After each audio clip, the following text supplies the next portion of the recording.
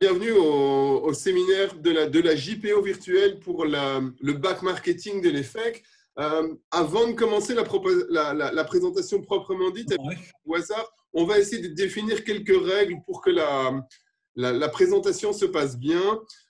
Je vous invite à tous, ou en tout cas ceux qui ne veulent pas participer, à désactiver votre micro. De cette manière, il n'y aura pas d'effet Larsen et on pourra tous bien entendre les présentations. Si vous avez une question, je vous invite à vous exprimer de préférence par le chat.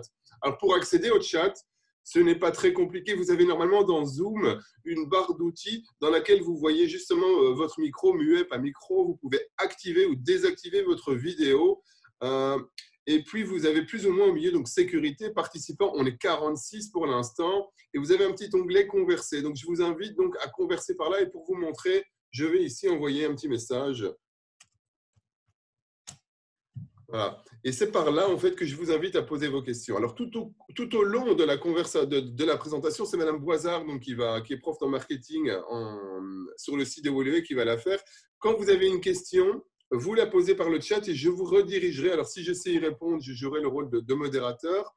Et si je ne sais pas y répondre, je vous dirigerai vers la personne compétente pour répondre à votre question. Oui, de préférence, les questions après la séance de présentation. Hein, exactement, exactement. Et je ne me suis pas présenté. Mon nom, c'est Luc Siméon. Je travaille aussi donc, au département marketing à l'EFEC. Je suis le directeur adjoint. Et nous avons réuni ce matin de manière virtuelle tous les intervenants nécessaires en fait, pour répondre à votre question. Il y a ici Madame Dubuisson, qui est la directrice principale du département marketing. On a aussi convié des étudiants qui pourraient répondre à votre question, du responsable administratif, aussi bien sur le site de Louvain-la-Neuve que sur le site de Woluwe, et des professeurs plus techniques, donc des professeurs de marketing, des professeurs de langue, des professeurs de maths, des professeurs d'informatique pour répondre à vos questions éventuelles. Sachez que cette session est enregistrée, donc si jamais vous devez partir ou que vous perdez la connexion, on vous renverra un lien pour vous connecter pour réécouter ce webinaire. Et à la fin de la présentation, vous aurez une liste avec les intervenants pour poser vos questions éventuelles si vous en avez encore en fait, demain ou après-demain ou plus tard. Si tout est OK, Madame Boisard, je vous invite à partager votre écran pour commencer la présentation. Très bien. Voilà. Donc, normalement, vous devriez voir mon écran. J'imagine que c'est le cas. Luc, tu me confirmes que c'est bon par rapport à ça? Tout à fait, Mme Boisard. Voilà.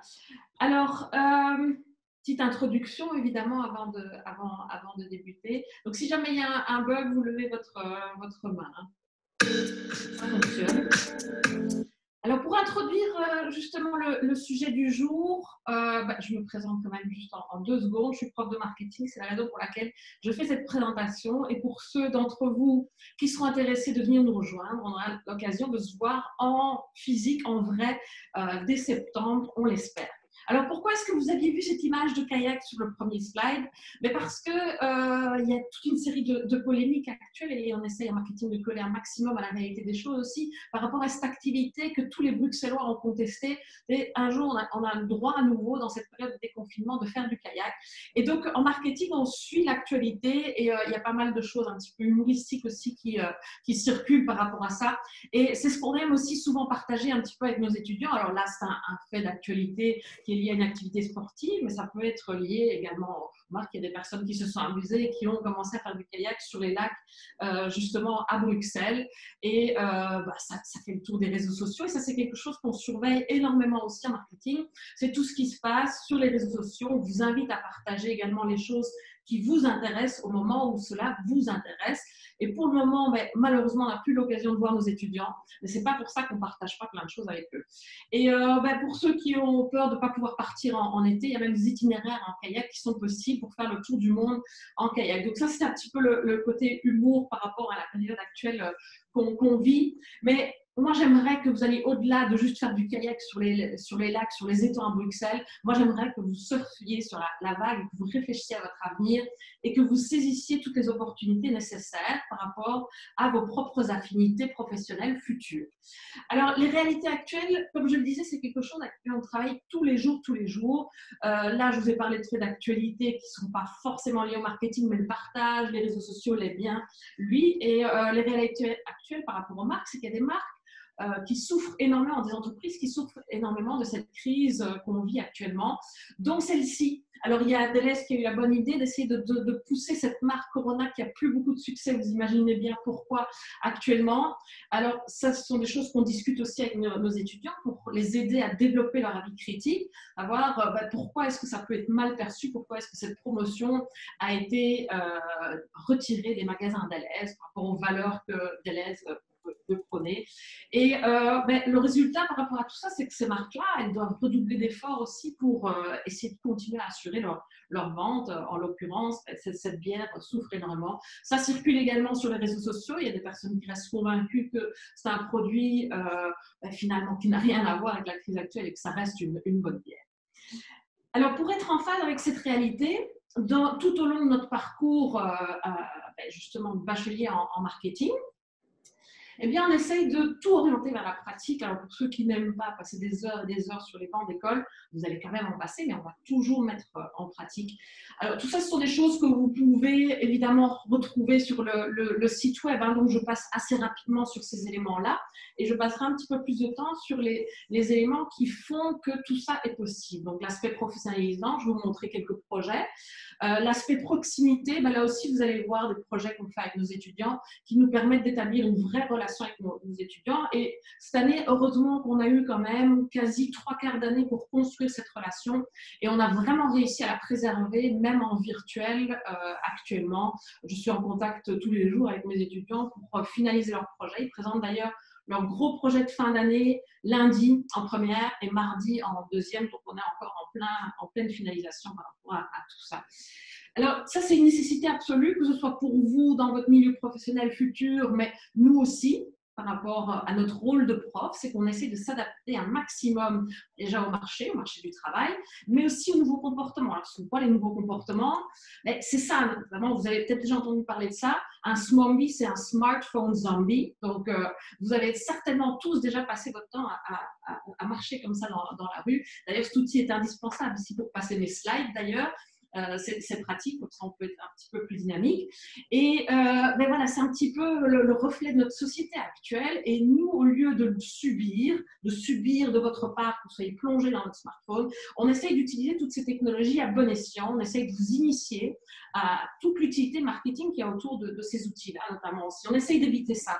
Ça, on essaie vraiment d'éviter. Quand on parle à nos étudiants, on parle à nos étudiants. Quand on est chacun chez nous, clairement, on peut communiquer via, on a des groupes sur les réseaux sociaux, etc. Mais quand on est ensemble en classe, on est ensemble en classe. Et ça, c'est la réalité justement en classe. Alors, on n'empêche pas les étudiants d'utiliser ces technologies. On leur apprend à bien les utiliser puisque c'est indispensable d'utiliser un ordinateur, un smartphone lorsque on est dans une formation en marketing. On ne peut plus parler de marketing sans parler de digital notamment. Et on essaye d'éviter ça aussi, de devoir faire des choses comme celle-là pour essayer d'attirer votre attention. Donc, on essaie de trouver des activités qui vous parlent plutôt que de remplacer un téléphone. Parce que si on essaie de remplacer un téléphone, un ordinateur, c'est un combat perdu d'avance. Et voilà aussi, on essaie de vous apprendre à faire des recherches via votre smartphone et pas faire des bêtises pendant que nous, on parle pendant le cours. Alors, une chose, justement, un constat qu'on fait, c'est que d'année en année, à cause de ces technologies, ça, c'est pas uniquement vous, les jeunes, ou vous, les étudiants, ça, c'est tout le monde. En 2000, on n'était pas encore tellement connectés, donc plus ou moins l'attention moyenne, c'était 12 secondes. Alors déjà, normalement, ici, vous m'avez peut-être déjà perdu. Mais cela dit, lorsqu'on est sur son ordinateur, on fait parfois aussi d'autres choses en parallèle. En 2013, ça a chuté à 8 secondes. Alors, la première question que vous vous posez, c'est qu'en est-il en 2020 si déjà 8 secondes, c'est déjà moins que l'attention d'un poisson rouge? Alors, on se pose la question en 2020, est-ce que c'est pire, oui ou non? Alors, c'est pire peut-être au niveau de l'attention parce qu'on fait plein de choses en même temps, mais par contre, il y a plein d'autres compétences qu'on développe grâce au temps qu'on gagne avec ces nouvelles technologies, justement. Et justement, on essaye d'éviter de vous présenter les choses de manière linéaire. Ça, on est d'accord, c'est linéaire. Hein. On nous dit la formation à l'effet, c'est des cours attractifs, une bonne brave, etc., etc. Mais ce qui se passe à cause de ces engins-là, où on arrive à tout faire rapidement, c'est que vous allez lire en diagonale. Qu'est-ce qui se passe si vous lisez en diagonale? Vous allez retenir ça, les mots qui sont en orange. Les mots qui sont en orange, ça donne ça, des cours, des profs, des cours, des profs, des problèmes. Vous voyez? Or, ce n'est pas ça que je voulais dire au final. Hein, et donc, on essaye d'utiliser en fait des techniques pour vous pousser à voir le sens dans votre formation. Et ça, c'est essentiel. Parce que nous aussi, on doit se réinventer sans cesse, puisqu'un jour, on va peut-être remplacer par des robots qui seront plus intelligents que nous. Alors, ça, c'est une discussion qu'il y a grâce à l'évolution de l'intelligence artificielle. Et si un jour, c'est ce robot-là qui fait la présentation à ma place, je dois pouvoir vous apporter autre chose. Je dois pouvoir vous apporter autre chose qu'un bête bouquin. Donc, l'intelligence artificielle, elle est vraiment en pleine évolution. Et au plus elle est en évolution, au plus on essaye de saisir cette opportunité, de gagner du temps grâce à cette technologie, mais aussi de saisir l'opportunité de se développer différemment. On essaye d'éviter ça, d'être au même endroit que tout le monde, au même moment. Bon, cet été, ce ne sera certainement pas possible, mais cela dit, c'est quand même une image réelle d'une plage en été. On essaye d'éviter ça aussi, de faire exactement la même chose que tout le monde. Nous, on va vous aider à développer des projets qui ne sont pas comme ça. C'est juste un autre goût d'un chips, voilà, pickles, je fais sel pickles, ça n'existe pas encore. Est-ce que c'est tellement innovant? Non, nous, on va vous pousser à faire quelque chose d'innovant. Donc, on va s'éloigner de ça, et on va notamment vous initier vers une stratégie qu'on appelle la stratégie Océan Bleu pour se différencier un maximum de l'offre existante sur le marché. Et justement, cette vague, vous la voyez, hein, si vous ne la saisissez pas au bon endroit, au bon moment, vous allez vous faire engloutir. Donc nous, on va vous apprendre à ne pas vous laisser engloutir par cette vague. On va vous apprendre à ne pas subir le tsunami et d'être englouti par l'évolution constante des technologies, de vous faire dépasser. Nous, on veut que vous soyez en phase avec la réalité, que vous soyez là. C'est là que vous devez être. Okay? Vous ne devez pas faire engloutir, vous ne devez pas saisir la vague au même moment, mais vous devez la saisir là et surfer sur cette vague du mieux que vous pouvez. Alors, que faire pour ça? On a trouvé une solution. Alors, vous allez la trouver bizarre certainement parce que la solution, c'est ça, c'est le sexe. Là, vous dites, si vous étiez devant moi, vous seriez en train de rire. Alors, le sexe, c'est quoi? C'est ça, c'est Customer Experience. Donc, c'est l'expérience client. Alors, on va vous initier à l'expérience client au niveau des techniques marketing que vous allez mettre en place pour séduire un consommateur, par exemple. Mais nous, on utilise aussi l'aspect de Customer Experience pour vous faire vivre le marketing en vrai. Et c'est en mêlant justement soft skills et hard skills qu'on y arrive. Et c'est là qu'on apporte quelque chose de nouveau par rapport à un bouquin, par rapport à un ordinateur, par rapport à un smartphone, puisque clairement, ils arrivent à stocker beaucoup plus de mémoire que nous-mêmes. Justement, ça c'est pour éviter cette première image que je vous ai montrée là, et pour éviter le tsunami, il faut absolument jouer sur cette expérience. Et donc, pour saisir ça, justement, je vous montre un petit peu ce qu'on met en place. Comme je l'ai dit, la pratique, etc., mais aussi l'aspect multilingue, la rigueur, on vous apprend réellement à développer des projets comme si vous étiez en entreprise, l'innovation, mais aussi l'esprit d'entreprendre que vous verrez par après. Alors, vous posez peut-être la question du profil que vous devez avoir pour pouvoir suivre cette formation. C'est un petit peu de tout ça. Donc, clairement, même si vous avez toujours l'impression que le marketing, c'est de la publicité, c'est beaucoup de créativité, mais c'est quand même aussi beaucoup de rigueur, de la motivation et un minimum de passion. Vous ne pouvez pas bien faire les choses si vous n'êtes pas passionné par ce que vous faites. En bloc 1, justement, comment est-ce qu'on met en place cette expérience client et comment est-ce qu'on allie les hard skills aux soft skills? Alors, développer les hard skills, ça c'est ce que vous voyez dans le programme, c'est clairement ça. Donc ça, je ne vais pas passer beaucoup de temps là-dessus. Vous poserez vos questions aux profs concernés par après si vous interrogez sur la quantité de langues, etc. Et donc ça, c'est le programme pour vous accompagner. Et puis, on essaye de vous pousser à tout assimiler grâce aux soft skills. Je vous montre des exemples de ce qu'on fait avec nos étudiants. Parfois, on sort de l'EFEC aussi. Ça, c'était quand on avait le droit de sortir encore. Et ici, j'avais été avec mes étudiants à une exposition sur tout ce qui était innovation. Et ça permet aussi de se mettre en phase avec cette réalité. Je vous montre un petit peu le résumé de cette activité.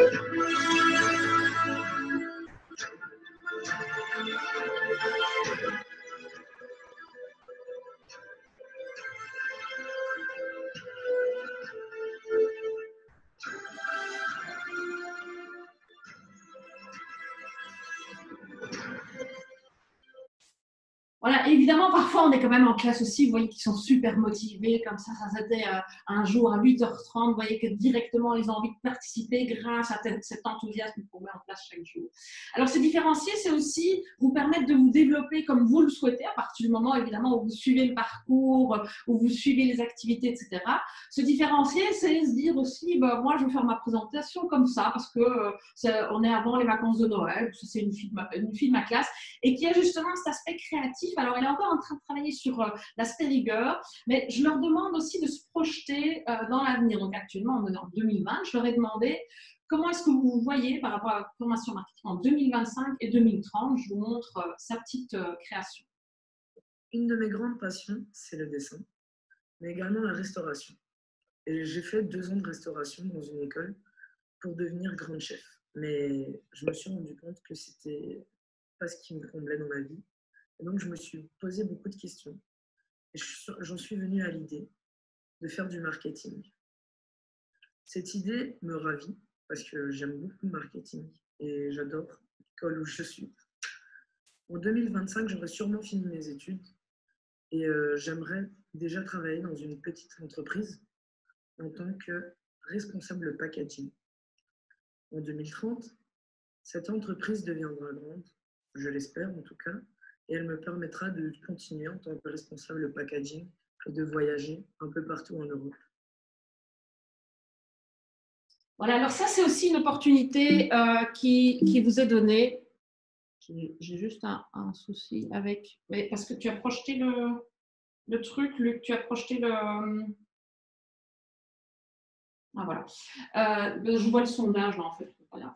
Donc, ce qu'on fait aussi, justement, pour vous pousser à vous différencier de l'offre existante sur le marché, c'est qu'on essaye de vous ouvrir l'esprit sur des projets plus responsables. Et notamment, cette année, on a travaillé sur ce principe d'économie circulaire que vous pourrez découvrir si vous venez vous inscrire l'année prochaine. Je vous montre un exemple concret d'une des équipes de ma classe qui va présenter son projet final lundi.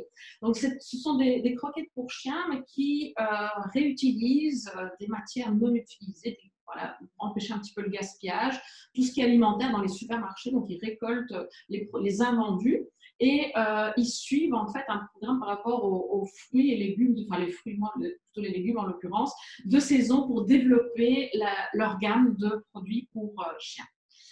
Et mais alors, justement, ici en bloc 2, là, vous avez la possibilité, c'est vraiment une ouverture vers tous les métiers du marketing, enfin, pas tous, mais une ouverture vers les métiers du marketing. Et donc, quelque part, on essaye là aussi de continuer à mélanger les hard skills et les soft skills. Donc, les hard skills, voilà le programme avec les intitulés des cours. Et puis, on y rajoute également des activités pour vous montrer l'intérêt de chacun. Donc, clairement, on passe du temps en classe aussi, on découvre les concepts en classe. On utilise, comme vous voyez, les technologies aussi, mais voilà, à bon escient. Et on va découvrir notamment ce que j'ai fait pour le cours de Supply Chain Management en 2e. On découvre la gestion justement d'une supply chain concrètement. Et là, on a été à une brasserie belge, ils ont bien aimé parce qu'après une dégustation à la clé, etc. Et donc, ça permet d'illustrer le cours. Parfois, on fonctionne de cette manière-là, on voit le concept avant le cours et puis on va visiter, on va prendre connaissance de voilà, comment ça se passe réellement dans les entreprises. Parfois, on fonctionne en sens inverse. On va d'abord aller découvrir et puis on va vous expliquer la théorie qu'il y a derrière. Et ce qu'ils font notamment en 2e, c'est vraiment, donc ils sont encore occupés aussi, ils présentent mardi. C'est un challenge interclasse, cette année c'est avec Touring. Ce sont déjà quelques-unes de leurs créations, justement pour leur campagne de communication digitale. Ils font du digital et du non-digital. Et voici le challenge qui leur a été présenté par Turing. Donc, ils doivent augmenter la notoriété et par après aussi fidéliser les jeunes qui quittent le nid familial. Ça, c'est très chouette aussi puisque ce sont toutes les classes de Woluwe Louvain-la-Neuve qui travaillent sur le même projet et il est présenté devant l'entreprise même. Donc, ça, c'est vraiment une bonne manière de rentrer en contact avec l'entreprise. En bloc 2 aussi, vous avez l'opportunité, si vous voulez, maintenant, si vous avez peur par rapport aux langues, ce n'est pas une obligation, mais d'être dans une classe, vous voyez, ils sont bien sympathiques. Là, j'ai mis une photo d'eux. Ça, c'était au cours d'une autre activité, on essaie d'en faire de temps en temps. Et là, vous avez les cours de Sales Negotiation, vous l'avez en anglais, B2B Marketing and Supply Chain Management, Digital Marketing et International Marketing. Donc, tout ça est donné 100% en anglais du début à la fin. Et donc, ça vous permet de vous perfectionner, de voir un petit peu l'utilisation en pratique. C'est la meilleure manière de bien apprendre une langue. En bloc 3, comme vous le savez, vu que c'est une formation de cours, c'est l'année diplômante, il y a plusieurs possibilités aussi. Donc là, vous vous spécialisez un petit peu dans une facette du marketing qui vous plaît particulièrement. Ça peut être l'entrepreneuriat, ça peut aussi être la communication, ça peut être la vente. Donc, selon vos choix. Et là, vous voyez un petit peu justement l'aperçu des 3 blocs, ce que vous pouvez constater sur le site web. Et je pense que ça, c'est un bon guide pour après lorsque vous poserez vos questions. Il y a aussi tout ce volet d'échange à l'étranger qui est vraiment super pour découvrir des nouvelles cultures, des nouvelles manières de travailler, etc. Vous avez tout ce qui est Erasmus, alors ça peut être en Belgique, mais aussi à l'extérieur. Vous avez plein de possibilités. Et si c'est d'ores et déjà maintenant quelque chose qui vous intéresse, vous pourrez également poser vos questions à ce sujet-là par après dans le chat. Et pour continuer à surfer sur cette vague, il est indispensable de réfléchir à votre avenir puisque c'est au cours de ces 3 ans qu'on vous accompagne pour définir votre projet d'avenir. Alors, il peut être défini de plusieurs manières. Il n'y a pas qu'une seule manière de bien réussir dans la vie. Alors, votre avenir, ça peut être justement quelque part de choisir et les débouchés. C'est selon votre choix. Il y a plusieurs possibilités. Alors, si votre volonté, c'est de dire, moi, je veux me lancer dans la vie active le plus rapidement possible, j'aime pas les études, mais j'ai envie d'en faire et je veux le plus rapidement possible avoir un job, vous pouvez, il y a plein de débauchés, vous pourrez voir la liste complète sur le site web aussi, mais quelques exemples. Chef produit, ça peut être aussi chargé d'études marketing, ça peut être responsable marketing dans une petite entreprise ou dans une grande entreprise ailleurs, acheteur, et là, toucher à la négociation également. Tout ce qu'on appelle le category management, c'est tout ce qui est aménagement des magasins d'un point de vue stratégique et tout ce qui est digital aussi. Donc, ce n'est pas parce que vous prenez marketing et pas un intitulé CV Business que vous n'allez pas faire du digital. Évidemment, il y a tout ce qui est site web. Par contre, vous êtes plus sur l'aspect ergonomie plutôt que sur la programmation pour ceux qui ont peut-être également e-business en tête. Et ça, on pourra répondre à vos questions. Et puis, voilà, pour être purement en digital, il y a des marques qui sont 100% purement digitales. Donc, il y a moyen aussi soit de gérer une marque qui fait les deux, soit de gérer une marque qui est 100% digitale. Et évidemment, encore plein d'autres. Il y a des étudiants aussi par après qui se spécialisent dans d'autres domaines, qui allient le marketing à autre chose, qui allient le marketing à leur passion, à l'image de l'étudiante que je vous montrais tout à l'heure. Donc, à un moment, elle aimerait bien associer sa passion à sa formation en marketing également. Donc, c'est aussi l'entrepreneuriat, créer son propre business. Pour ceux qui ont ça en tête, vous pouvez bénéficier d'un accompagnement, vous voyez là, via la cellule Effect Entreprendre. Vous avez également toutes les modalités à ce sujet sur le site web. C'est déjà quelque chose qui vous intéresse au préalable maintenant. Vous pouvez aller lire toutes ces informations-là. Que vous soyez à Bruxelles ou à Louvain-la-Neuve, c'est exactement pareil. Vous pouvez bénéficier d'un statut d'étudiant entrepreneur. Et je vous montre justement par rapport à cet aspect d'entrepreneuriat des anciens et leurs projets. Une de mes étudiantes qui a créé avec sa maman, donc c'est une histoire sympathique, sa propre enseigne de roses éternelles. Donc elle a son magasin à XL et c'est un projet qui marche plutôt très très bien. Et un autre étudiant qui s'est lancé, alors j'ai développé avec lui, parce qu'il me l'a demandé, on essaie de rester en contact avec nos étudiants aussi, de développer avec lui sa stratégie digitale. Il a créé son propre hôtel en Thaïlande, donc il a tout lâché en Belgique, il est parti en Thaïlande et il a ouvert cet hôtel avec, bon, maintenant évidemment pour le moment c'est la crise puisque en priorité il visait les Belges. Attirer les Belges à venir en Thaïlande puisque les Belges sont très friands de la Thaïlande. Sinon, ça peut être aussi une entreprise de conseil en marketing, agence de communication, etc. Donc, c'est très varié aussi au niveau de la création d'entreprise.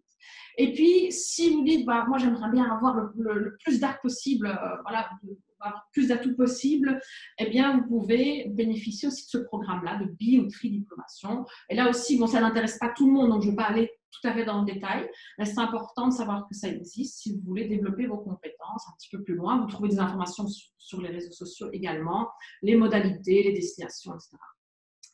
Et mais justement, vous avez cette réflexion, mais bon, qui n'est certainement pas encore tellement mûrie par rapport à tous ces éléments-là, mais il faut aussi, tout au long de votre parcours, construire vos relations professionnelles futures. Et il y a un réseau qui s'appelle Effet Calomnie et qui vous permettra de rencontrer les bonnes personnes, les bons partenaires. On a déjà souvent eu des étudiants qui se sont associés à d'autres anciens étudiants pour créer leur boîte. Alors, donc ça, c'était le volet entrepreneuriat, mais il y a moyen aussi de continuer vos études. Et continuer vos études, bah, c'est aussi, voilà, il y a beaucoup de possibilités qui s'offrent à vous. Ça peut être un master en communication ou en gestion de l'entreprise. Donc ça, c'est fort varié aussi. Et ça, c'est plutôt au cours de la 2e année que vous commencez à vous poser cette question-là. Donc, pour le reste, je vous laisserai évidemment réfléchir au domaine qui vous intéresse le plus par rapport à cette formation et qui pose le plus de questions. Et je vous propose, du coup, de finaliser ceci. Et vu que vous ne pouvez pas trop m'applaudir, ben, je m'applaudis moi-même. Voilà. Mais cela dit, ce n'est pas vrai. Si vous avez des questions, vous ne devez pas attendre que Google réponde, puisque nous, on est là. Voilà. Donc, vous ne devez pas attendre ceci. Que Google réponde, mais on est là pour vous. Et encore hier matin, on était en réunion via Zoom pour préparer la journée, la matinée d'aujourd'hui, et on est évidemment là pour vous répondre. Google, ça ne suffit pas, c'est là qu'on se différencie par rapport à une machine, par rapport à un smartphone, c'est qu'on peut aussi vous rassurer, on peut vous conseiller, etc. Et donc, c'est le but de la suite de cette matinée. Et je vous ai mis, alors comme ça, vous voyez un petit peu, alors que ce soit Bruxelles ou le Hanovre, certains sont plus localisés sur le Hanovre, mais la formation est la même. Hein. Donc, je vous ai mis les contacts des personnes justement correspondantes, comme ça vous voyez leur nom et vous pouvez éventuellement en poser directement. Mais Monsieur Siméon gérera un petit peu la partie chat par après. Donc, on a l'administration, on a les étudiants que je remercie vraiment d'être là aujourd'hui aussi, puisqu'ils peuvent aider à vous rassurer notamment. On a des profs qui sont spécialisés plus dans les cours de maths. Ça, souvent aussi, de vous rassurer un petit peu. Les cours d'informatique, vous voyez à chaque fois le nom du prof et son adresse mail. Les cours d'économie. Vous avez aussi tout ce qui est études de marché, analyse de données. Vous avez les cours de langue avec, vous voyez bien que par exemple, Madame Pallier est spécialisée en anglais, Madame Bostet en néerlandais, et puis Monsieur Hakens, il peut même répondre à des questions sur l'allemand si vous envisagez de faire cette langue-là à l'effet.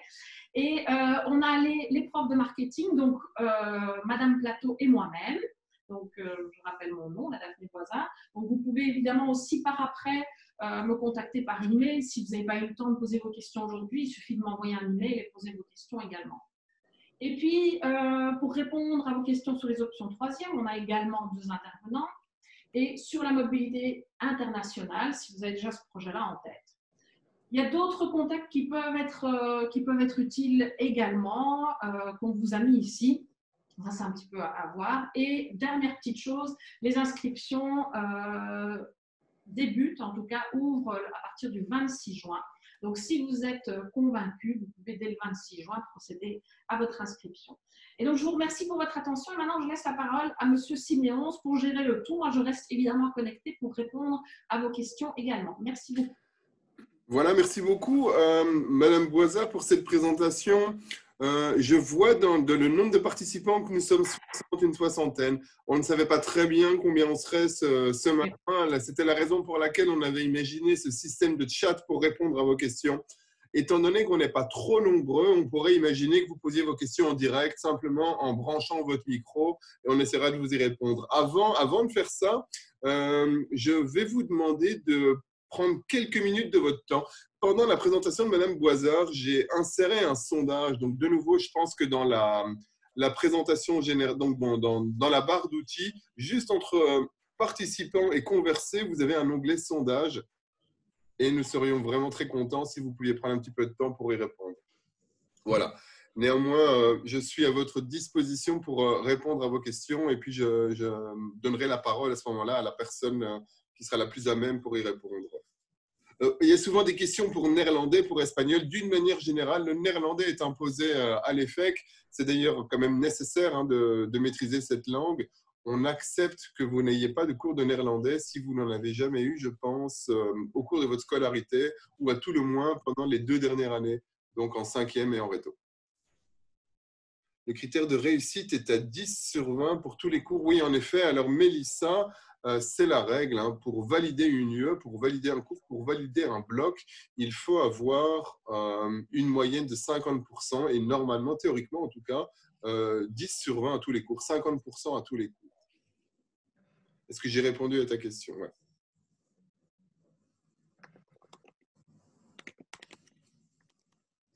Alors, je regarde le sondage. Je vois qu'il est en cours, je vous remercie. Merci, Madame Boisard. Oui, je mets encore juste quelques petites références utiles dans le chat pour ceux qui, voilà, je mets notamment le site web, la brochure et une vidéo sur tout ce qui est international. Je la mets également en chat ici pour ceux que ça intéresse particulièrement. Une chouette petite vidéo de présentation. Voilà. Si vous avez exactement. Si vous avez des questions spécifiques pour les mobilités internationales, on a Madame Kassermans qui est là, qui peut y répondre aussi.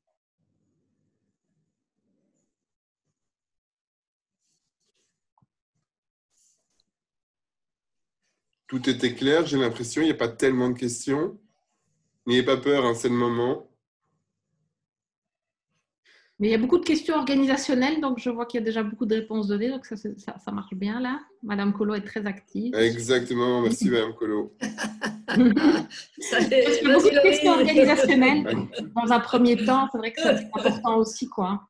À Charles, quand tu t'inscriras à l'EFEC, tu as 15 jours pour introduire une demande, on appelle pas ça une demande de crédit. Néanmoins, tu peux introduire au service juridique les cours que tu aurais déjà suivis par une université ou dans une autre haute école. On a une grille finalement de correspondance et on pourra t'accorder à ce moment-là des crédits éventuels. Par exemple, si tu as suivi un cours d'économie ou un cours de maths, déjà, eh bien, il y a des fortes chances que tu en sois dispensé.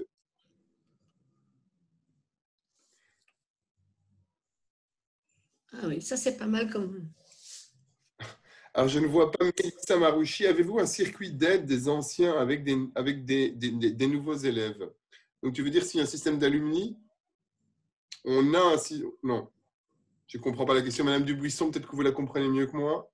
Je me demande si ce n'est pas ici au quotidien, tu vois, s'il n'y a pas... Oui, voilà. Oui, c'est plutôt au quotidien. Donc, le service d'aide à la réussite a notamment mis en place un système de parrainage. Donc, on a des étudiants qui traditionnellement ont parfois des petites difficultés pour des cours particuliers, comme je pense à des cours de stat maths ou des cours de langue. Et donc, les étudiants de 2e année qui ont réussi ces cours avec au moins une note de 14 sur 20 et qui ont envie de vous aider peuvent effectivement vous donner des cours particuliers qui sont 100% gratuits et qui sont organisés par le service d'aide à la réussite. C'est notamment une mesure qui est mise en place pour essayer de vous soutenir un maximum. Alors, il y a un étudiant par rapport à Erasmus. Exactement. Alors, Théo, l'Erasmus se réalise en bloc 3. Normalement, historiquement, au bloc 1, donc au premier quadri. Il arrive aussi, Madame Castermans, vous me direz si je me trompe, mais on peut partir aussi à l'étranger au second quadri, soit pour faire un stage, soit aussi pour un Erasmus. Voilà, oui, je viens de répondre à Théo. Et en effet, l'échange académique, c'est ce que vous appelez Erasmus, mais en fait, ça se présente sous 2 formes différentes. C'est soit un cursus scolaire, donc vous allez suivre des cours dans une université. Ça peut se faire au premier quadri ou au 2e quadri de la dernière année, l'année diplômante, le bac 3. Mais il y a aussi la possibilité de faire un stage à l'international. Ça, c'est uniquement au 2e quadri du bac 3. Maintenant, l'international peut aussi déjà s'initier gentiment dès la 2e, puisqu'il y a un cours qui s'appelle Expérience internationale en 2e année marketing, où on vous permet de vivre une expérience internationale pendant une semaine, soit en partant à l'étranger pour y accomplir un projet marketing avec d'autres étudiants issus d'horizons très divers, soit pour collaborer avec des étudiants internationaux qui viennent nous rendre visite à l'EFEC sur un projet marketing également. Rien d'étudiant. Peut-être, je rebondis encore sur ce que Vinciane disait. Je voudrais bien ajouter, c'est vrai que l'international est très présent, mais dans tous les bacs, dans tous les bacheliers, il y a la possibilité pour certains étudiants aussi de suivre des cours. Daphné en a parlé, mais donc il y a certains cours que les étudiants peuvent choisir de suivre en anglais en bac 2. Et donc ça, c'est le cours de négociation commerciale et marketing digital. Et marketing international. Et marketing B2B et supply chain management. Et en troisième aussi, en troisième à Louvain-la-Neuve, il y a l'option retail qui se donne en néerlandais et en anglais seulement. À Inès qui demande s'il y a un suivi personnel pour des difficultés dans des matières éventuelles, mais comme disait Madame Dubuisson, il y en a deux. Hein. On organise, nous les profs, un système de remédiation. Et comme disait Vinciane, il y a un système de parrainage. Donc les étudiants qui ont eu un minimum de 14 sur 20 dans une UE peuvent devenir vos tuteurs et vous donner des cours particuliers qui sont entièrement gratuits. Peut-être à signaler aussi, c'est que voilà, si vous inscrivez à l'EFEC, à comparaison d'une autre université, comme les cours se donnent vraiment en petite classe, les professeurs vous connaissent et circulent généralement en classe ou d'ailleurs même via Teams maintenant en distanciel. Et donc, quand vous trouvez face à des difficultés, l'accès aux professeurs est quand même très, très direct et très immédiat. Donc, vous avez déjà l'occasion de poser vos questions, de vous faire accompagner en direct. La distance entre un étudiant et un professeur, à l'effet qu'elle est très courte, entre guillemets. Une question intéressante de Victor qui se pose la question pour les masters. Alors, vous avez accès en effet au master universitaire moyennant une année normalement de passerelle. Voilà, une année de passerelle, exactement. Donc, tu auras accès au master, mais pendant un an, tu devras récupérer en fait, des cours du baccalauréat, par exemple à l'UCL. Par exemple, je pense à des cours de maths, de stats, d'économie, qui te permettent, qui sont nécessaires en fait pour avoir les compétences requises pour accéder au master. On trouve la même chose à l'ESSEC. Je sais qu'à l'ESSEC, on a pas mal d'étudiants qui font la passerelle après pour faire l'ESSEC. Les questions fusent.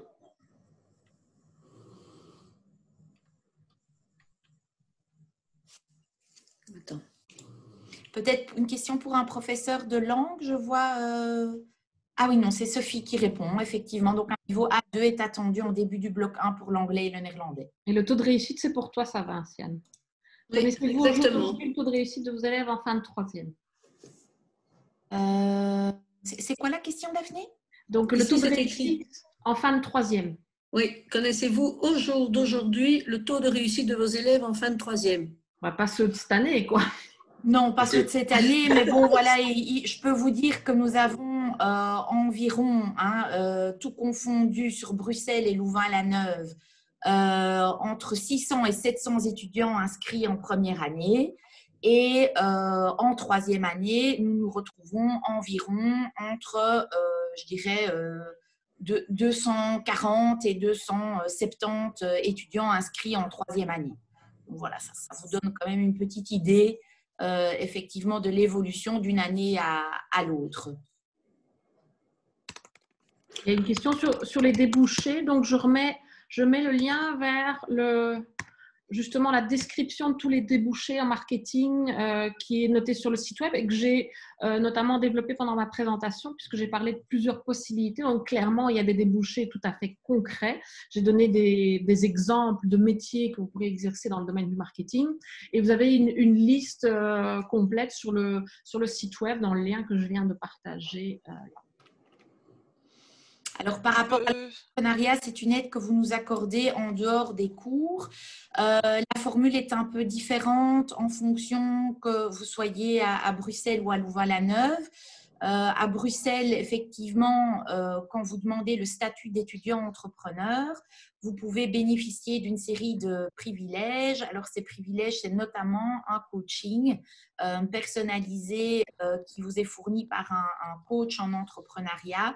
Des séances, des workshops particuliers. Pour Louvain-la-Neuve, c'est un tout petit peu différent. Je passe peut-être la parole à Isabelle Van de Keer. Voilà. Oui, à Louvain-la-Neuve, c'est donc au sein de la cellule EFEC Entreprendre. En fait, il suffit de venir se manifester et se faire connaître auprès de la cellule. Et alors, on organise aussi des coachings en fonction des projets qui nous sont proposés. On vous met également en lien avec des acteurs locaux ou près de Louvain-la-Neuve, comme par exemple l'incubateur, qui peut également vous accueillir et vous donner des coachings et des ateliers spécifiques en lien avec l'entrepreneuriat.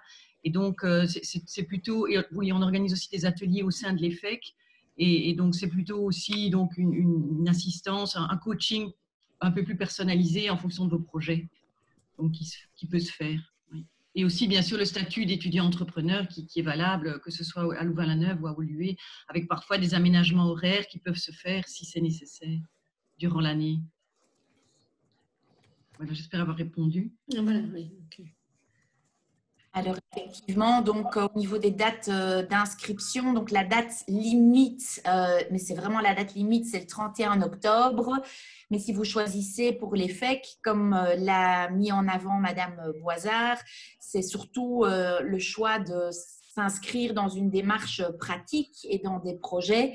Et dès la rentrée académique, vers le 15-16 septembre, vous êtes mis en situation pratique et on vous fait découvrir le marketing sur le terrain. Et donc, c'est vrai que nous vous encourageons en tout cas vivement à vous inscrire avant que la rentrée académique ne démarre, histoire de surfer sur la vague dès le départ.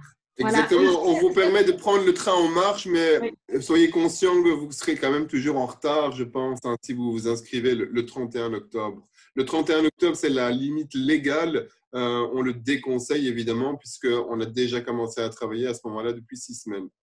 Oui, voilà, donc comme je l'ai bien expliqué, vous avez vu la date à laquelle on a fait l'activité, notamment où on a été à cette exposition, c'était début octobre, mais début octobre, on est déjà hyper soudés parce que dès la première semaine, Oui, ils travaillent en équipe, ils vont sur le terrain dès le deuxième jour. Donc, il n'y a que le premier jour où on explique un petit peu, puis le deuxième jour, ils sont déjà sur le terrain, ils forment les équipes, les affinités se forment. Donc, franchement, ce n'est pas une bonne idée de rater déjà un mois en début d'année, puisque…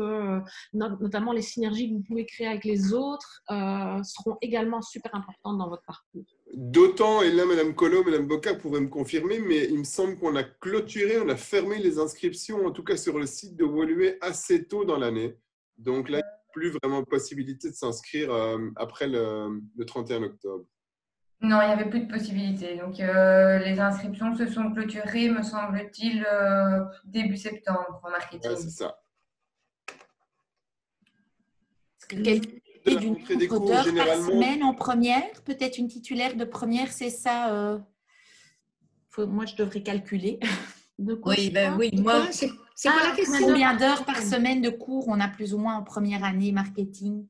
Donc, en général, en première, je dirais que les cours, je ne sais pas exactement non plus combien d'heures, mais généralement, le mardi après-midi est en tout cas libre pour les étudiants afin de leur laisser le temps de faire des réalisations de travaux en équipe. Le mercredi après-midi, ça dépend, mais le mercredi après-midi, souvent, il y a une possibilité aussi de laisser du temps en équipe. Donc, on a vraiment… Sauf ceux qui ont allemand et espagnol. Oui, alors allemand et espagnol, c'est vrai, se donnent généralement aussi le mercredi. Mais voilà, il y a un horaire qui varie de quadrimestre en quadrimestre, de semestre en semestre, en fonction des crédits à passer. Donc, je ne sais pas exactement le nombre d'heures exactes. Ce qu'il faut savoir, c'est que ce sont des périodes de 75 minutes qui sont données. Et donc, vous avez cours le premier cours commence à 8h30 jusqu'au plus tard 18h, mais c'est très rarement le cas en première. Et comme disait Mme Callens, le mardi après-midi, il n'y a pas de cours, et le mercredi sont plutôt les cours de langue. Et donc, vous avez chaque fois 75 minutes de cours avec une pause qui vous permet parfois aussi d'aller poser des questions à vos professeurs.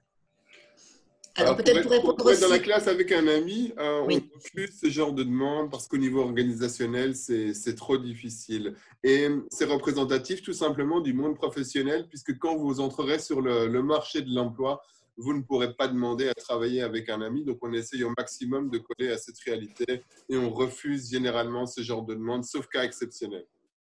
Maintenant, les classes sont très petites, je veux dire 50 étudiants plus ou moins maximum, et des activités sont organisées dès le début. Donc, je pense que très, très vite, on ressent en tant que titulaire première très vite, je dirais, des amitiés qui se font entre étudiants, même si vous arrivez sans connaître personne au sein du groupe, très vite, vous allez faire connaissance avec le reste du groupe. Oui, connaissance, et puis demander pour le covoiturage, mais de la même manière, je veux dire, que ce soit à Louvain-la-Neuve ou Bruxelles, les personnes, elles vont en fonction de leur lieu de... Donc, il y a des chances aussi que vous trouviez au sein de la même classe quelqu'un avec qui collaborer pour les trajets. Donc, ça ne doit pas vraiment être une angoisse. Vous devez plutôt choisir la formation par rapport à des critères qui sont liés à vos affinités avec la matière. Regardez bien les programmes, regardez pas ce que font vos amis, regardez ce que vous désirez pour votre avenir et ce qui vous correspond. Ça, c'est vraiment un message ici. C'est un petit peu plus difficile à faire passer, mais lorsqu'on discute avec les étudiants après les présentations de journée porte ouverte,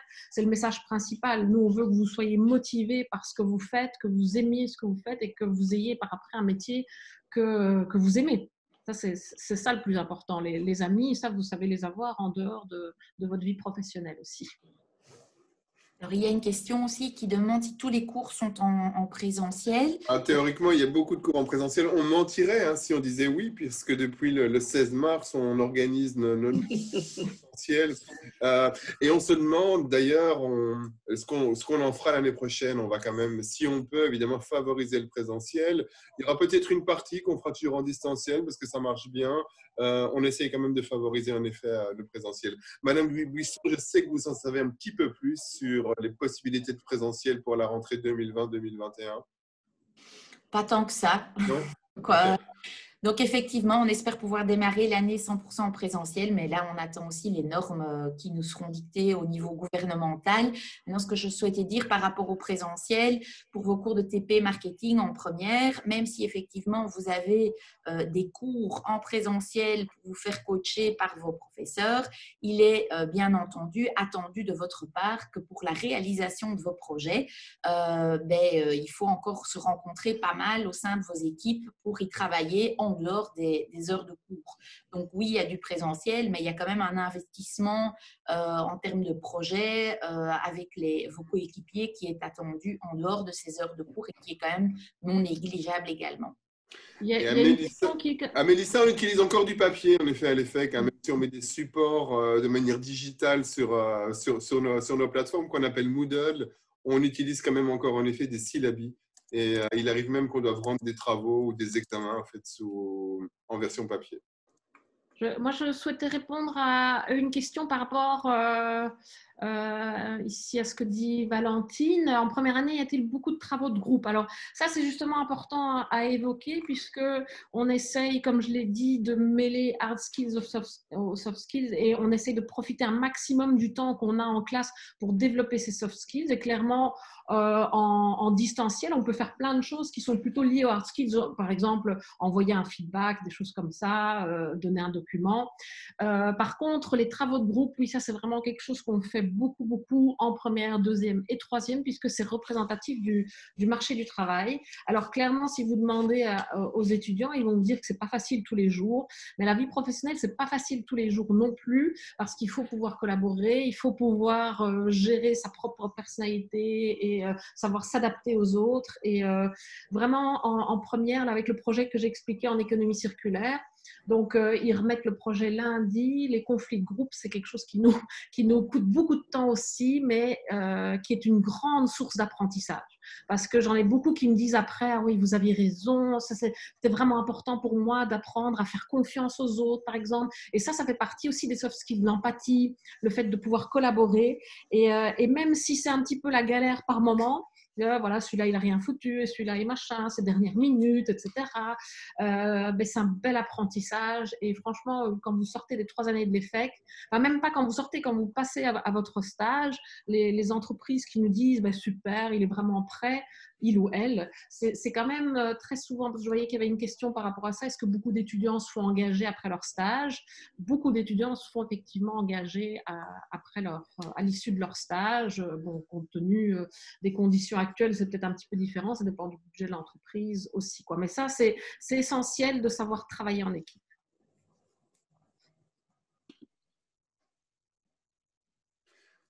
Est-ce que je peux me permettre de réagir par rapport aux travaux de groupe?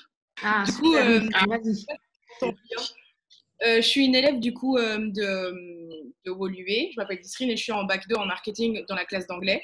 Et en effet, quand on se dirige vers une haute école, et je pense que l'EFEC, c'est un peu comme toutes les hautes écoles, il faut vraiment s'attendre à avoir beaucoup de travaux de groupe, c'est comme ça. Mais une fois qu'on a le rythme et moi personnellement, là, on a eu au tout début, on a eu un travail de groupe en première et les groupes étaient attitrés, c'est logique parce que personne ne se connaît. Mais après, on voit très vite avec quelle personne on voit qu'on fonctionne mieux et il y a des groupes qui se forment et une fois qu'on a un bon groupe de travail et qu'on se complète, je pense que ça peut très bien se passer et sans avoir des soucis en mode oh non, j'ai peur pour ci, j'ai peur pour ça. Je pense qu'il faut être hyper organisé, c'est important, c'est une qualité je pense qu'il faut avoir quand on est en haute école avec tous les travaux de groupe qu'on nous donne, mais ça arrive petit à petit et je pense pas qu'il faut avoir forcément peur, quoi. Voilà. Tout à fait. Merci Nisrine. Je vous en prie. Est-ce que vous avez d'autres questions? Il y avait une question concernant des stages en première. Oui, Doria.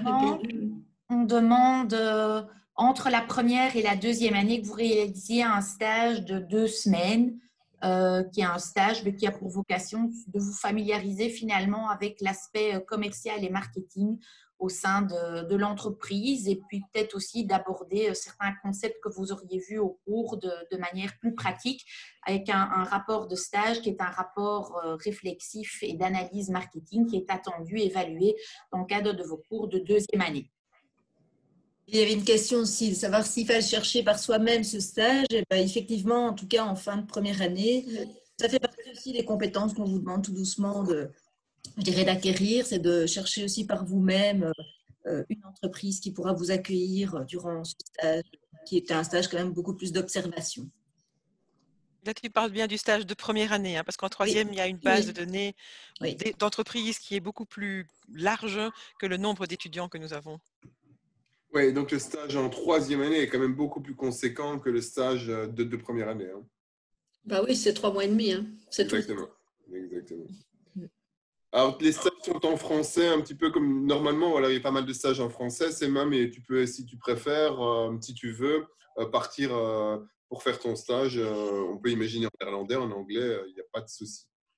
Et alors, il y a Mélissa qui demande si les groupes de travail formés en septembre, en première, restent les mêmes jusqu'en fin d'année. Non, absolument pas. Enfin, ça dépend vraiment, par exemple, le groupe SIMU reste le groupe SIMU, mais en première année, non. Ton premier TP, ben, tu le fais avec une première équipe. Et puis, l'objectif est de vous faire rencontrer de nouvelles personnes au fur et à mesure. Donc, en tout cas, au premier semestre, on vous demande de changer systématiquement de partenaire pour que petit à petit, vous appreniez à vous connaître, à voir comment vous fonctionnez. Et pour que le groupe SIMU puisse, lui rester effectivement le même pendant toute cette activité-là. Mais sinon, vous allez rencontrer beaucoup de personnes différentes. À Charles, les Erasmus se déroulent en bloc 3, donc en troisième année.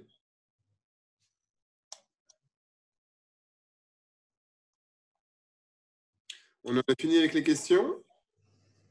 Alors, donc je pense que vous êtes pas mal à avoir répondu au sondage et je vous en remercie. Aucun problème, Charles. J'espère que cette séance d'information vous avait été utile. Si vous avez encore des questions, vous pouvez toujours nous contacter par mail. Hein. Et si vous n'avez plus de questions, ben voilà, si vous n'avez plus de questions, j'ai envie de dire qu'on peut lever la séance. Il y en a qui arrivent. Octroyé au TP, pardon. Mélissa, quel est le pourcentage octroyé au TP par rapport aux autres cours? Là, je vais laisser peut-être Stéphanie Callens, qui est professeure en première, qui pourra peut-être y répondre. Oui, donc voilà, il y a toute une évaluation qui se fait dans l'ensemble des cours, hein, entre ce qu'on appelle la cotation permanente, donc des travaux au long de l'année, et une évaluation en examen. Voilà, chaque année, je dirais, l'équipe qui dispense le cours réfléchit à la meilleure pondération possible entre la cotation permanente et les examens. En général, beaucoup de cours, comme on vous l'a dit, nous sommes très pratiques Et donc, nous avons pas mal de cotations permanentes. Maintenant, d'un cours à l'autre, ça peut varier. En marketing, par exemple, on est quasi à la moitié de cotations permanentes par rapport à une évaluation de fin de semestre. Donc, voilà, maintenant, ça dépend d'un cours à l'autre. Et en dernière année, par exemple, dans l'option Sales, ce n'est que de la cotation permanente. Oui, il y a des cours où il n'y a que de la cotation permanente, vu que c'est vraiment de la pratique qui est au cœur de la formation. Maintenant, pour un cours comme marketing, il y a une partie aussi quand même de connaissances techniques. Oui, il faut la base, hein, la base qui doit être personnelle, et puis après ça, on met ça en pratique en équipe et individuellement. Donc, voilà. Mais je vous ai par exemple partagé, mais je veux bien le repartager là maintenant sur le chat, un exemple de projet des étudiants de première cette année. Donc, vous avez vu, il y a un magazine qui a été créé par une classe de première année sur le concept d'économie circulaire, comme Daphné vous l'a présenté. Donc, voilà, c'est vraiment, ça c'est un gros projet du semestre, c'est la simulation, la simu qui vous a été expliqué là tout à l'heure. Donc, voilà, c'est vraiment des projets qui prennent de l'importance, mais pour certains cours, il y a encore de l'évaluation plus technique et personnelle qui est quand même exigée.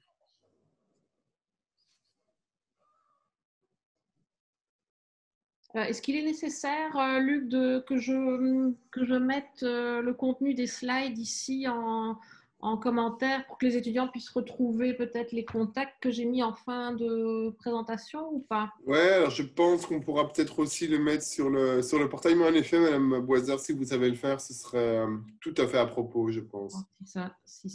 Il y a des questions concernant les évaluations. On demande si tous les cours sont évalués sous forme d'examen. On vient d'y répondre, je pense. Hein. Il y a quand même une grande majorité de cours où il y a effectivement quand même une part d'évaluation des compétences finales à un moment précis, c'est-à-dire pendant la session, hein, donc soit en janvier, soit en juin, même si, comme Madame Callens vous l'a déjà expliqué, comme on a une approche pratique des choses, c'est rare d'avoir des cours dont 100% de l'évaluation se fait au moment de l'examen. Bien souvent, ce sont des cours où l'évaluation est mixte avec une part de basée sur les travaux et les devoirs que vous aurez remis pendant l'année et une part d'évaluation finale. Exceptionnellement, il y a aussi effectivement des cours qui sont 100% cotation permanente. Alors en première, Manu, corrige-moi si ce que je dis est juste, il y a notamment le cours de communication, donc outils de communication et TP outils de Au second semestre, oui. Au second semestre, il est en cotation permanente. Au premier voilà, là 100%. Sinon, je pense qu'il n'y a pas d'autres cours de première en 100% cotation permanente. Non. Par exemple, en troisième année, Oui, quand vous avez vos cours à choix, là, c'est vrai que les examens sont un peu moins nombreux et c'est surtout votre projet, que ce soit un projet de vente, d'exportation, de campagne de communication, qui sera évalué tout au long du premier quadrimestre. Et donc là, la cotation permanente augmente et on parle un peu moins d'examens. C'est vrai. Ici, il y avait une étudiante qui posait une question par rapport à « Avez-vous une idée de quel genre de PC logiciel ?» Oui. Donc ça aussi, c'est une question. Un PC, oui, du matériel personnel chez soi, c'est toujours utile. Mais je pense que la suite Office à l'inscription, Word, Excel, etc. Là, je laisse peut-être la parole à… Oui, en effet. Alors, à l'effet qu'on le faut… Alors, il y a quand même un service social qui, si vous avez des difficultés financières, peut vous aider de manière financière, justement, pour l'acquisition d'un ordinateur.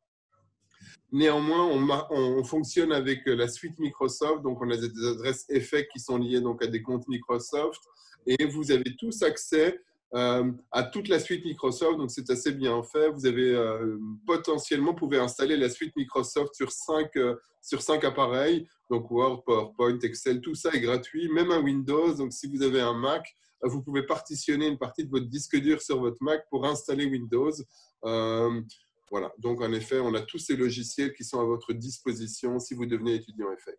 Et si on peut retourner à l'EFEC, on a un local où il y a accès à des ordinateurs. Donc, si vous n'avez pas votre PC avec vous et que vous devez faire quelque chose, il y a un local où vous pouvez faire travailler, hein, je dis, avec différents ordinateurs, le 214 chez nous à Bruxelles. Donc…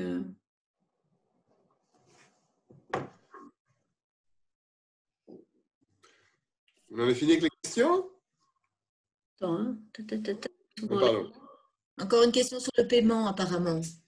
Ouais, alors les paiements, le paiement, je ne sais pas très bien. Loïc, tu poses une question sur l'élite sportive. Alors, on a en effet un aménagement spécifique si vous êtes reconnu comme élite sportive, mais on ne s'invente pas en fait élite sportive. Il faut répondre à certains critères. On n'a pas Madame Bocard, je pense que vous savez un petit peu ça, hein, les critères pour être considéré comme élite sportive que j'ai oublié. Oui, donc effectivement, le critère, c'est déjà d'avoir la convention de la fédération qui stipule qu'ils ont le statut d'élite sportif. Et donc, à ce moment-là, on essaye d'adapter les horaires, parfois changer pour un cours, un groupe de classe pour permettre de s'adapter. Et donc, même parfois, quand il y a des grosses compétitions, même en session d'examen, on adapte aussi. On fait ce qu'on peut dans la mesure du possible. Mais on est obligé de le faire par décret. Ai-je répondu à ta demande, Loïc? Madame Bocard, qui a la parole. Deux autres questions auxquelles tu peux répondre et Laurie peut peut-être aider. Au niveau des inscriptions du 26 juin, est-ce qu'il faut déjà être en possession du CESS? J'ai déjà répondu par écrit à la question. Donc, a priori, il faut être en possession de tous ces documents. Si l'étudiant n'a pas tous ces documents, le dossier sera mis en attente. Voilà. Et alors, je pense qu'il y avait encore… Mais concernant le paiement, ça, on ne sait pas très bien, comme c'est la première fois qu'on fera les inscriptions en ligne. Mais une fois que le dossier sera en ordre, ils recevront un avis de paiement. Oui, ok. Il y avait une question aussi sur combien y a-t-il d'élèves en première? Plus ou moins 300. Donc, c'est organisé par classe, qui sont théoriquement des classes de 58 personnes. Nous avons les projections pour l'année académique 2020-2021. Nous donnent 6 classes sur le site de OLUM et 5 classes sur le site de Louvain-la-Neuve. On a plus ou moins 700 étudiants en bloc A. Alors, il y avait des questions un peu plus techniques. Est-ce qu'il y a une bibliothèque sur le campus de Woluwe? Il y a la bibliothèque, je vais dire, pour tout ce qui est scientifique. Je ne sais pas si vous y avez accès. Nous autres, à l'effet qu'on n'a pas de bibliothèque. Donc, on a des petits espaces, je veux dire, qui sont organisés dans l'école pour pouvoir travailler ensemble. On a des logettes ou d'autres espaces. Mais une grande bibliothèque, ça c'est clair que nous autres, à l'effet, ça, il n'y a pas. Peut-être à Louvain-la-Neuve, vu la proximité de l'UCL, les étudiants de l'EFEC ont accès aux bibliothèques UCL avec leur carte étudiant. Et alors, est-ce que tous les cours se donnent dans le même établissement? En fait, sur Bruxelles, à 98%, oui. Et puis alors, on a trois classes qui se donnent dans un autre bâtiment à 100 mètres. Parce qu'on était effectivement très nombreux. Donc voilà. La question, c'est peut-être Louvain-la-Neuve ou Woluwe, savoir s'ils doivent bouger entre les deux sites. Non. Ah, c'est ça. C'est une question bâtiment. Ok, pardon. Dans le même établissement, excuse-moi, tu as raison. Non, enfin, je vais dire, sauf en troisième année, si vous avez choisi une option qui ne se donne que sur Bruxelles ou une option qui se donne qu'à Louvain-la-Neuve, alors, mais vous aurez tous vos cours alors sur Bruxelles ou sur Louvain-la-Neuve. Hein. Il y a seulement, si je peux rajouter, il y a seulement un cours qui se donne exclusivement sur Woluwe, c'est allemand. Oui, donc il y a des… Pardon, les options au troisième, il n'y a pas les mêmes options pour l'instant sur le site de Louvain-la-Neuve et Woluwe, à l'exception d'une option qui s'appelle entrepreneuriat et innovation. Néanmoins, vous avez accès, quelle que soit votre implantation historique, aux options soit de Louvain-la-Neuve, soit de Woluwe. J'espère que j'ai pu répondre à ta question, Marie.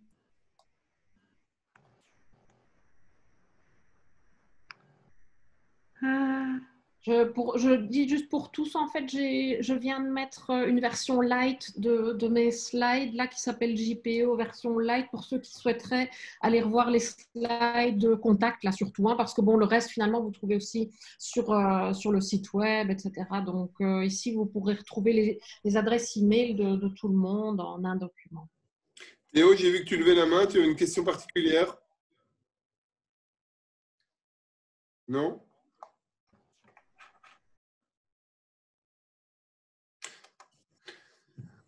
Les exemples de cours, ça, ce serait plutôt pour Les professeurs, la question? C'est quoi? C'est quoi la Est-ce que vous question? avez des exemples de cours? Ben oui, j'en ai parlé pendant un quart d'heure. Pardon. Donc, il suffit d'aller revoir le PowerPoint ici et puis sur le site web, évidemment qu'on a plein d'exemples de cours puisqu'on on donne plein de cours, donc en première, notamment marketing stratégique et opérationnel et TP marketing, où on travaille sur la démarche marketing et on vous initie à la démarche qu'il faut entamer pour lancer un nouveau produit sur un marché, par exemple.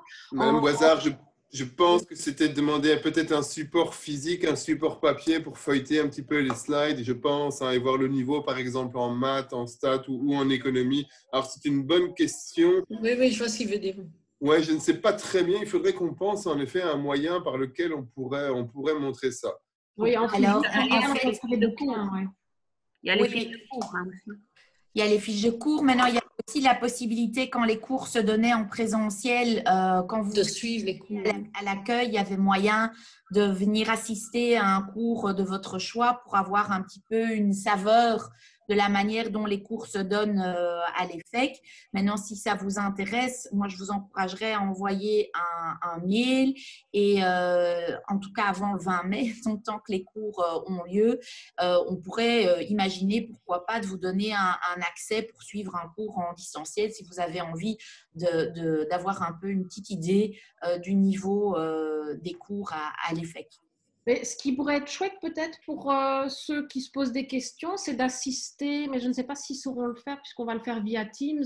Mais par exemple, lundi, pendant toute la journée, ma classe va présenter son projet de lancement de produit justement. Et il y aura plein de présentations. Là, on voit vraiment la finalité d'une année de travail, mais je ne sais pas si ils sauront rejoindre un rendez-vous Teams.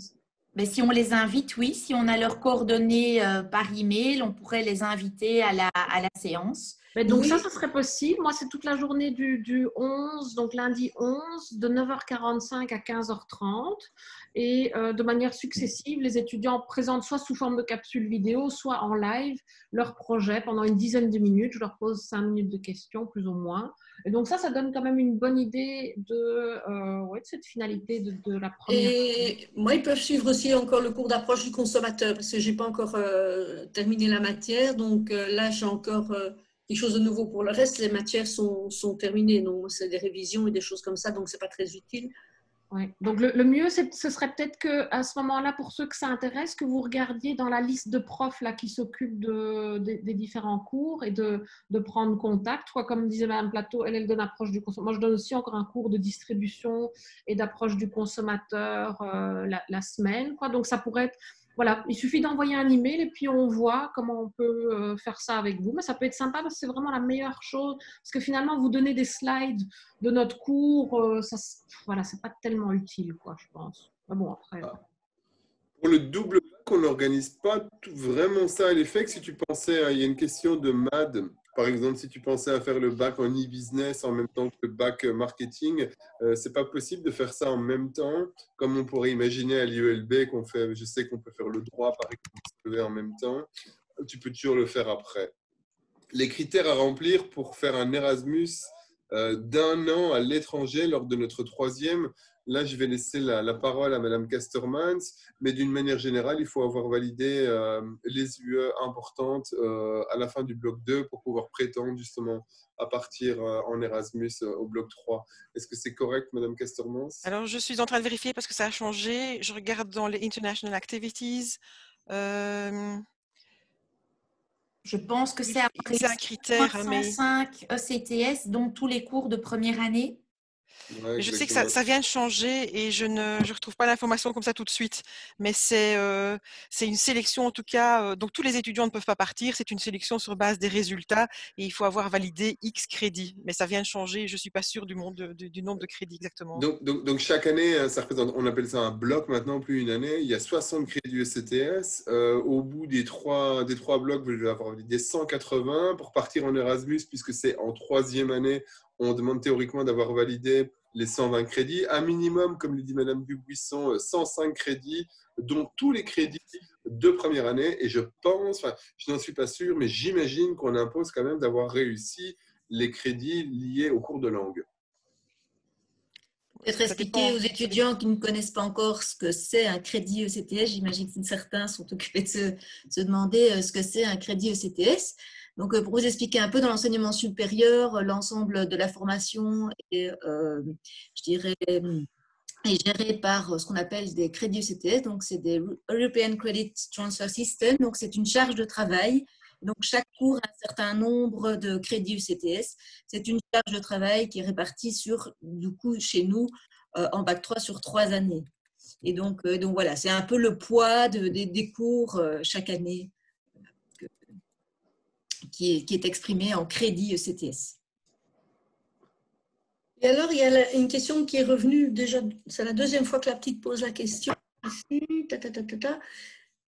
Ah oui, mais tu as répondu, Daphné. C'est une obligation de prendre un ordi pour les cours. Par contre, en TP, il en faut un par équipe. Mais elle demandait si le premier jour, il fallait déjà arriver. Non, mais j'ai répondu pour tout le monde, je crois, non. Donc, ce n'est pas une obligation. Mais par contre, les TP, c'est quand même voilà, minimum 1 par équipe pour avancer. Oui, mais pour le premier jour, elle demandait si le premier jour, quand elle arrive, il fallait déjà son PC. Non. Non, il ne faut pas. Alors, on a une question de Thomas Gottini sur le niveau en maths. Et là, j'invite peut-être Madame Schiers, qui est justement prof de maths, professeur de maths à l'EFEC, pour lui répondre. Madame Schiers, Thomas nous demande quel niveau de maths il faut avoir pour l'EFEC. Oui, bonjour à tous. Alors, le niveau de maths, donc il faut savoir que c'est divisé en 2 parties, en tout cas pour ce qui est de la première année.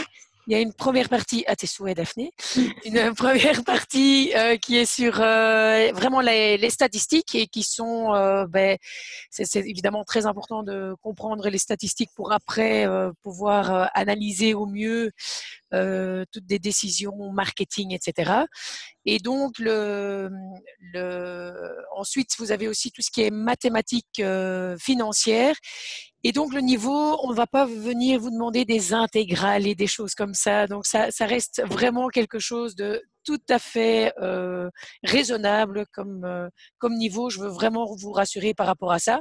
Bon, bien entendu, c'est comme tous les cours, c'est de suivre depuis le départ et d'évoluer au fur et à mesure avec la matière. Et ça ne posera absolument aucun problème si vous le faites comme ça. Et alors, il faut savoir donc qu'il y a ce cours-là en première et puis après, vous continuez avec des statistiques plus approfondies en deuxième, etc. Mais il faut vraiment voir les choses comme des marches d'escalier pour arriver à un certain niveau à la fin.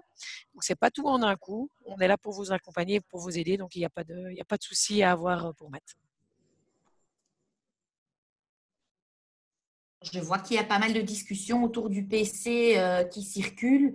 Alors, c'est vrai que quand les cours ont lieu en présentiel, on n'impose pas que vous veniez avec un PC à vos cours.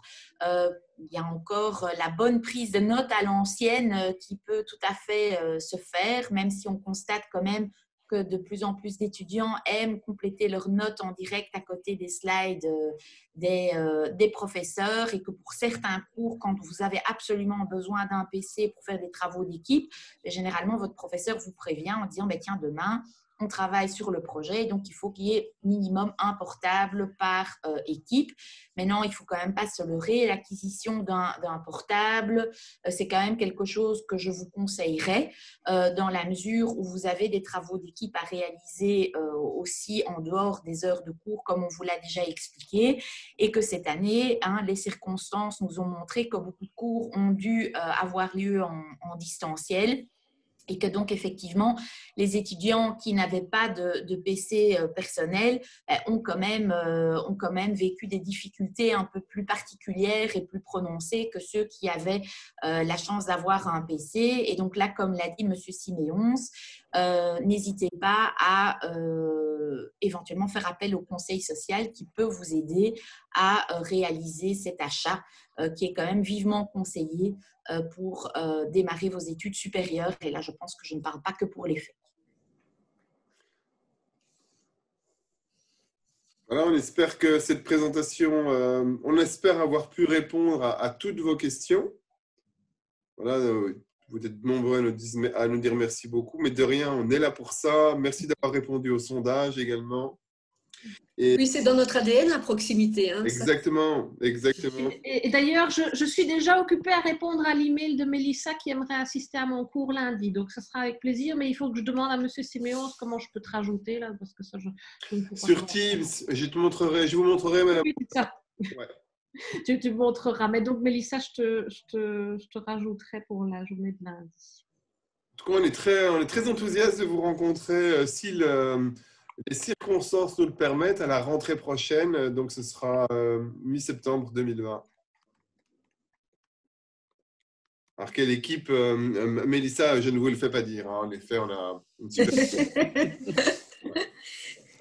Il y avait une question de Kaliskan sur la possibilité de passer 1 an à l'international. Et donc, il y a soit la possibilité de faire une tridiplomation, c'est-à-dire qu'il y a une possibilité de faire 1 année dans une école partenaire en Flandre et une 3e année, alors, pour le moment, c'est au Danemark qu'on a un accord. Donc, c'est 1 année en français à l'EFEC, 1 année en néerlandais, 1 année en anglais.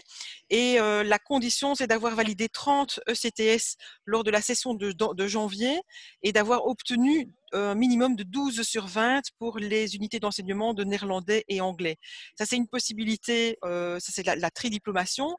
Après, alors, il y a ce que les étudiants appellent Erasmus et qui est en fait un échange académique. Mais ça, il s'agit d'un semestre, alors c'est pas toute une année.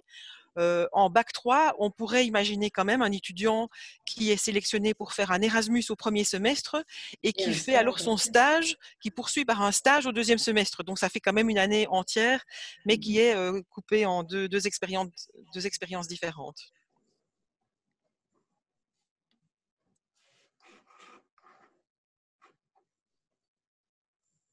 Bon, ça, tu peux encore répondre. Ah non, c'est...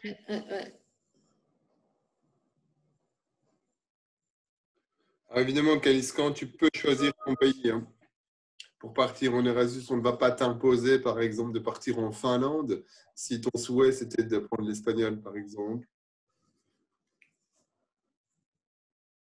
Il y a des logements sur le campus. Alors, Mounia, ça dépend du site, hein, Louvain-la-Neuve ou Bruxelles, mais en effet, on n'est pas en race campagne. Il y a non seulement des logements sur le campus, des logements étudiants, mais aussi des appartements que tu pourrais louer éventuellement. Donc, nous n'organisons pas, on n'a pas de service logement à l'EFEC à proposer aux étudiants. Mais il y a un service logement UCL hein, qui renseigne tout. Et puis, il y a beaucoup de possibilités, oui, comme l'a dit Luc, hein, dans le quartier. Donc, ça, ce n'est pas un problème. Franchement, ce n'est pas un problème. Ah, ça, c'est une question sur le fait de ne pas faire de néerlandais pour trouver un travail en Belgique. En effet, Thomas. Donc, pour rappel, hein, en Belgique, vous avez, je pense, sur une population de 11 millions, plus ou moins 6 500 000 personnes qui parlent le néerlandais. Bruxelles, alors si tu viens sur Bruxelles, est entouré en fait par la Flandre. Et je pense que ça peut avoir un impact vraiment favorable pour trouver un boulot en Belgique, de maîtriser cette langue. N'est-ce pas, Madame Dubuisson? Je confirme, hein, puisque finalement, en tant que marketeur, vous devez identifier un besoin consommateur et bien souvent, on part quand même au minimum du besoin du consommateur belge, même si c'est vrai qu'on fait du marketing au niveau local aussi. Mais donc, dans beaucoup d'entreprises, on regarde d'abord à l'échelle belge et donc vous allez vous adresser tant à des consommateurs francophones qu'à des consommateurs néerlandophones et donc vous allez devoir avoir un minimum de bilinguisme pour pouvoir faire votre job correctement. Et Thomas, bien sûr que certainement, il y a beaucoup d'entreprises dans lesquelles on segmente les marchés francophones et néerlandophones. Pour avoir accès à un emploi, demande-toi toujours si tu as 2 profils qui sont similaires, les mêmes profils, mais l'un parle néerlandais, l'autre ne parle néerlandais. Eh bien, je dirais que dans 100% des cas ou 99% des cas, l'employeur choisira toujours le profil à profil égal, la personne qui parle justement néerlandais. Donc, ce n'est pas forcé hein, de parler néerlandais, mais c'est quand même fortement, ça t'aidera, ça t'apportera beaucoup de plus-value de parler néerlandais. Alors, il y a une question peut-être pour Emmanuel Plateau, une question de Lucas qui semble se destiner à l'immobilier, si j'ai bien compris, et qui demande s'il est possible de faire l'option vente en 3e. Attends. puis j'allais en option marketing en troisième, plus en vente pour faire, bien sûr. C'est clair que, de toute façon, l'option sales, je veux dire, elle est totalement complémentaire. Vous restez bachelier en marketing, hein, mais c'est clair que l'option sales concrétise évidemment toute l'approche. Et si en plus de ça, tu veux travailler dans l'immobilier, oui, mais l'immobilier induira de toute façon, si tu veux te mettre en tant qu'agent immobilier, tu devras avoir une formation en plus spécifique. Oui, il y a un accès à la Voilà. formation hein, pour être agent immobilier. Oui. Il y a un institut, l'IPI, je pense qu'on appelle ça. Oui. Et je pense que tu devras faire encore un stage de 3 ans en tant que stagiaire dans une agence immobilière. Mais c'est vrai qu'on a pas mal d'étudiants qui sont intéressés par l'immobilier après et qui font l'option sales, hein, parce que ça a beaucoup de sens, puisque forcément, c'est un métier, agent immobilier, qui induit de la négociation. Alors, en effet, on va peut-être passer la parole dans un premier temps. On a deux super. Vous avez déjà vu un Nisrine qui a témoigné en tant qu'étudiante sur Woluwe, mais on a aussi un étudiant qui vient de Louvain-la-Neuve, c'est Monsieur Pierrard, à qui j'ai envie de donner la parole, peut-être pour clôturer la séance, qui pourra vous donner son ressenti, sa vision des choses, du bac marketing, de l'EFEC. Et je propose à nous, tous les profs, en fait, que nous n'écoutions pas, comme ça on le laisse vraiment dire ce qu'il pense du bac marketing de l'EFEC. Dis-moi un petit peu, tu es là? Bonjour. Ah, salut, merci. Hein. Donc voilà, pas de souci, c'est avec plaisir. Donc moi, de base, je viens justement de l'université, donc j'ai fait des études de droit avant et je suis parti justement à l'EFEC pour trouver ce côté professionnalisant et pratique. Et voilà, j'ai pas été déçu. Parce que j'ai justement, dès la première année, pu trouver beaucoup de travaux de groupe qui m'ont permis d'apprendre à travailler avec d'autres personnes. J'ai eu aussi d'autres activités qui sont organisées par l'EFEC en dehors du cursus classique, qui m'ont également permis de développer de nouvelles compétences, donc que ce soit du travail interdisciplinaire, avec du coup des personnes qui font d'autres études, que ce soit même des compétitions internationales de business games. Il y a eu vraiment l'EFEC propose beaucoup d'opportunités pour ces étudiants, non seulement à travers le cursus classique, mais aussi à travers d'autres activités organisées à côté, qui permettent vraiment de développer toute une panoplie de compétences, de connaissances et aussi de façons de travailler qui sont selon moi indispensables pour arriver sur le marché du travail et pour vraiment se différencier des autres étudiants, vu que c'est toujours un peu ça le challenge, c'est d'arriver sur un marché du travail qui est de plus en plus saturé et de tirer son épingle du jeu. Et je pense que l'EFEC met justement à la disposition de ces étudiants beaucoup de moyens pour pouvoir justement arriver avec des nouvelles compétences, en tout cas des compétences mieux développées dans différents domaines. Donc voilà, moi, pour avoir vécu l'aspect plus théorique à l'université et puis avoir le changement en arrivant à l'EFEC avec une formation plus pratique, voilà, j'ai vraiment beaucoup apprécié, ça m'a appris beaucoup. Et puis pour ceux qui souhaitent par la suite compléter ça avec un master pour ajouter des notions théoriques plus fortes, c'est totalement possible. Donc, c'était vraiment une formation que je recommanderais et que je recommande autour de moi pour sa, comment dire, parce elle est complète en fait, elle est complète et elle apporte beaucoup de pistes pour le futur. Donc voilà, moi ça m'a beaucoup plu et je la recommande en tout cas à tout le monde.